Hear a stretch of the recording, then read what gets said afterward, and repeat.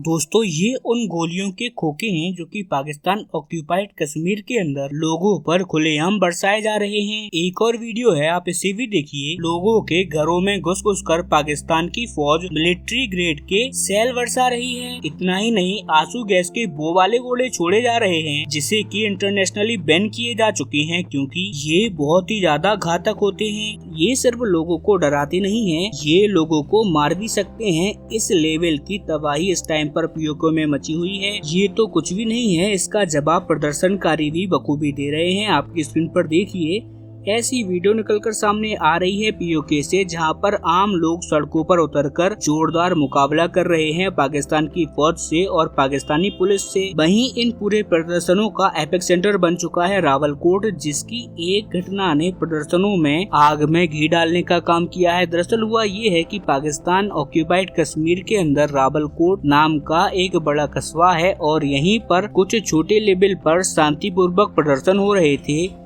लेकिन अचानक से पाकिस्तानी फौज का एक काफिला आया और उन्होंने आओ देखा ना ताओ देखा और लोगों पर प्रॉपर फायरिंग स्टार्ट कर दी और मौके पर ही दर्जनों लोग मारे गए। ये बात मैं नहीं कह रहा हूँ, ये बात इंटरनेशनल मीडिया कर रही है। रॉयटर्स हो गया, टाइम्स हो गया, वॉशिंगटन पोस्ट हो गया, ये लोग बता रहे हैं कि दर्जनों लोग मारे जा चुके हैं और सैकड़ों लोग घायल हैं। वहीं अस्पतालों से, क्लिनिक से ऐसी खतरनाक वीडियोस निकलकर सामने आ रही हैं, जो कि अगर मैंने आपको यहाँ बता दी तो लोग शायद उसे देख ना पाए और यूट्यूब भी उसे बैन कर दे, क्योंकि इसमें लोग लिटरली खून से लथपथ हैं। इतनी बुरी हालत हो चुकी है वहाँ पर। और ये इमेज जब इंटरनेशनल मीडिया में गई तो आप खुद आपकी स्क्रीन पर देखिए, दुनिया भर में मौजूद जो पीओके के लोग हैं, जो वहाँ पर काम करते हैं, फिर चाहे ब्रिटेन में हो, अमेरिका में हो, यूरोप में हो, उन लोगों ने मोर्चा निकालना शुरू कर दिया है पाकिस्तानी एम्बेसी के सामने। जी हाँ, पाकिस्तानी दूतावासों के सामने इस टाइम पर। फिर चाहे यूरोप का कोई देश हो, जैसे फ्रांस, जर्मनी या फिर ब्रिटेन हो या कनाडा हो या अमेरिका हो, जहाँ जहाँ पाकिस्तान का दूतावास है, वहाँ पर इस समय पाकिस्तान ऑक्यूपाइड कश्मीर के लोग जाकर प्रोटेस्ट कर रहे हैं, ज्ञापन दे रहे हैं कि पाकिस्तानी फौज को रोको, ये हमारे लोगों का नरसंहार कर रहे हैं। वहीं स्थिति कितनी बदतर है, ये खबर आपको ठीक ठाक अंदाजा दे देगी। पाकिस्तान ऑक्यूपाइड कश्मीर पर हमेशा पाकिस्तानी हिमायती रहा। अमेरिका कभी भी एडवाइजरी जारी नहीं करता था, लेकिन अब उसने एडवाइजरी जारी कर दी है। उसने कहा है कि कोई भी व्यक्ति इस समय पीओके में जाने की सोची भी ना। इसके अलावा कनाडा, ब्रिटेन, यूरोपीय यूनियन, इन तमाम बड़े देशों ने एडवाइजरी जारी कर दी है कि पाकिस्तानी ऑक्यूपाइड कश्मीर के आसपास कोई भी हमारा व्यक्ति ना जाए। स्थिति वहाँ पर ठीक नहीं है, जान का जोखिम हो सकता है। इससे आप अंदाजा लगा लीजिए कि पाकिस्तान ऑक्यूपाइड कश्मीर के हालात कितने बदतर हो चले हैं, क्योंकि हमेशा ये तमाम देश पीओके पर इस हद तक पाकिस्तान का साथ देते आए हैं कि वहाँ पर चाहे कोई भी कांड क्यों ना हो रहा हो, ये लोग एडवाइजरी तो छोड़िए, एक छोटा सा बयान तक नहीं देते। लेकिन इस बात तो प्रॉपर लिखित एडवाइजरी इन्होंने जारी कर दी है और इसे देखकर फिलहाल पाकिस्तान खूब भड़का हुआ भी है। वो इन देशों को कह रहा है कि इस पर हमारा साथ दो, इस पर अच्छी बातें करो, लेकिन आप क्या कर रहे हो, दुनिया को डरा रहे हो कि पीओके हमारे हाथ से निकल रहा है, लेकिन एक्चुअली पाकिस्तान की फौज के हाथों से रेत की तरह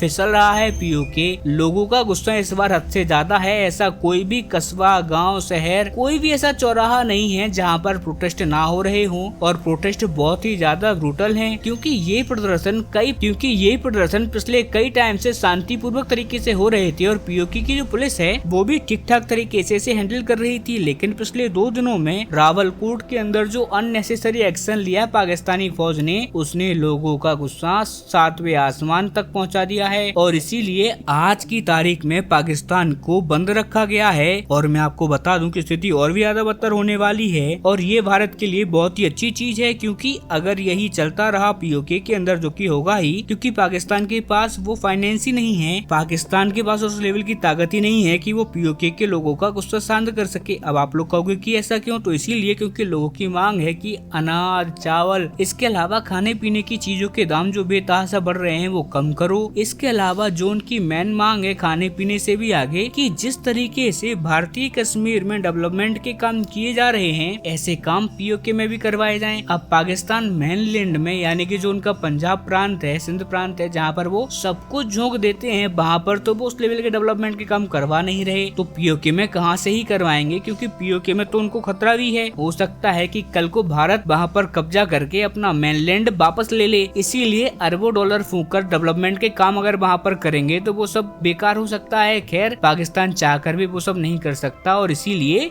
पीओके के हालात आने वाले समय में और भी बदतर होने वाले हैं। और भारत के लिए अच्छी बात यह है कि अगर यही चलता रहा तो एक वक्त ऐसा आएगा कि बिना गोली चलाए पीओके एक बार फिर से दोबारा से भारत का हिस्सा बन जाएगा, वो भी लोगों की मर्जी के साथ। और इससे अच्छी बात भारत के लिए और क्या ही होगी। हालांकि इस पूरे मैटर पर मैं लगातार आपको अपडेट दे रहा हूँ, इसीलिए चैनल सब्सक्राइब करके रखना। और साथ ही आपकी क्या राय है इस सारी चीजों पर, उसके बारे में भी मुझे कमेंट करके बताइएगा। तब तक के लिए नमस्कार, मिलते हैं जल्दी अपनी अगली वीडियो में।